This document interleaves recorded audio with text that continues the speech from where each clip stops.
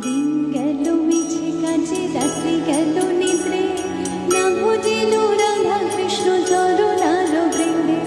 কৃষ্ণ ভজিবার তরে সংসারে আইল, মিছে মায়ায় রথ হয়ে বৃক্ষ সম হইল।